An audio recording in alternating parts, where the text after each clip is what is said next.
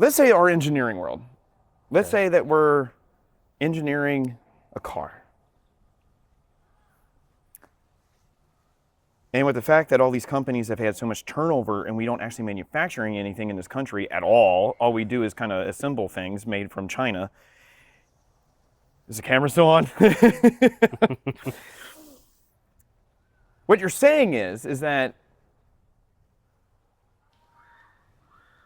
since I would rather put someone in position that they are not competent to have, and you keep on having this turnover, eventually we're going to get to the spot where people don't know what they're doing. Right. And then when all the people who left who did know what they were doing and they're retired and they're living on a beach and they're just like, I don't care, you lost all tribal knowledge. So then when somebody's building your car, the quality of product is shit. Is that why they have the saying they don't make things like they used to anymore? That is exactly why they say that. So guess what, man? Not to terrify you. But what's going to happen with cars is that all these people who don't work anymore, and all these, not saying people aren't working. I don't have a job currently. But when people stop creating something and they're told do this and this only, which typically means this, do what I say so we don't spend more money, because if you start doing what you're supposed to do, it costs more money, so we can't do that because then you're messing up my paycheck and I get paid more than you. Your quality of product that you're driving around, like with your kids, your friends, your wife, your husband, your whatever, is not as good as it used to be. So guess what happens when you get into a car accident? You die. That's just the extreme. Is it? Do you work in the automotive industry? No, I just mean that's like the It's not as extreme as you think. That's like the worst thing that could happen, on the scale thing. Like, you can get really bad hurt, but death. Oh, you're going there? Yeah. No, that's very real what I just said. No, absolutely. In case you all haven't looked at the automotive industry and what's going on with it, and us getting parts, be careful what you're driving. You might want to get a Toyota. You might want to get a Toyota. I can speak to that from professional experience, not about cars, but as far as parts and engineering and things that are in your house is appliances. And so that's another thing. That's my experience now, and getting and finding parts. And yeah, you know what happens when all these appliances, all these things you buy, all these things you get and everything like that, when they start breaking, you have to go buy another one. And that's becoming the point. That's why the shelf life is so and then bad. You get it, and then it runs for a little bit. And then I need another Then one. you got to get another one. Yep. I hope people's brains are like, uh-oh. It's all about money. That's all it is, man. And that's why these companies make record profits every year over and over and over again. And the fact that they do, and people that work for them, and the people that do actual things for our world and not just post half-naked pictures on the internet or anything like that, they suffer because of people of a company making a bunch of money and greedy people and all that, and then this just snowballs into this whole thing again. And it's a vicious cycle. Yeah, it's terrible. It is. But we're seeing it. And you're seeing it. Like you are seeing it. At least I hope you all are. You're seeing it. You're seeing it happen. Like in real time. This is real. Some people are waking up to it. Others, I don't know what to tell you. Wake up. Have you seen our episodes where I'm like screaming, wake up? No, but seriously. Yes, wake up. Yeah, that's why I'm like, wake the fuck up. Doesn't that sound familiar? It does. Yeah. Vaguely. Yeah. Yeah, man. Like, and like what I'm saying isn't off the wall. I mean, like you can, if you don't believe me, just do your research. Like you can, didn't you all write a research paper in high school? Like, look it up. You can fact check it. You can fact check it. Don't use Wikipedia. Maybe not even Google. Actually do work. Look at profit margins. Look at Look at costs that they have over what they're spending and what they're actually intaking. Look at the quality of the product. Look at how their life is of the product. And if that's too much for you because that's too much work, you could just look at practical things in your life. For instance, the quality of life of what you buy.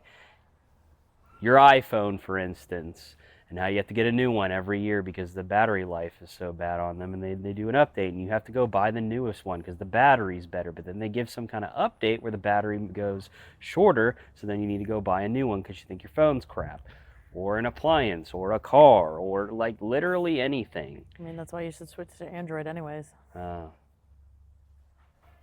No. Thought we had another one. That's okay. What do you? Well, you don't have to say where you work, but what do you do for work? I work for an appliance company. Appliance company. Do you do like financial side? Do you Yeah, pretty much. I pretty much do the financial side, yeah. That's why you have an iPhone. Okay. Why do you say that? So if you look at people who have iPhones and people who have Androids, a lot of times the people who have iPhones are like on the businessy side of things. They're on like the financial side of things. They're like if you were in school, typically you would be taking English and communication style things where you're like in business and those things. Yeah.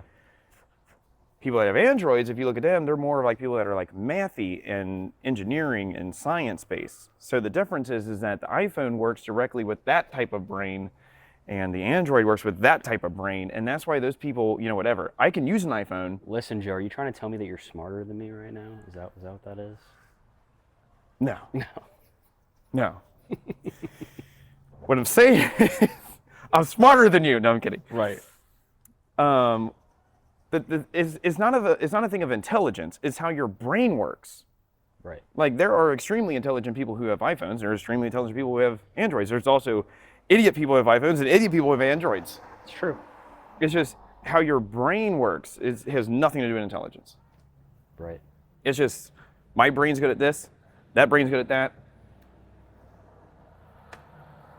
Look at it. Look at your world and notice people who have Androids and what they do for a living, and then notice people that have iPhones and what they do for a living. Never thought of it that way. Yeah. See, I told you I was smarter than you. But good perspective. But good perspective.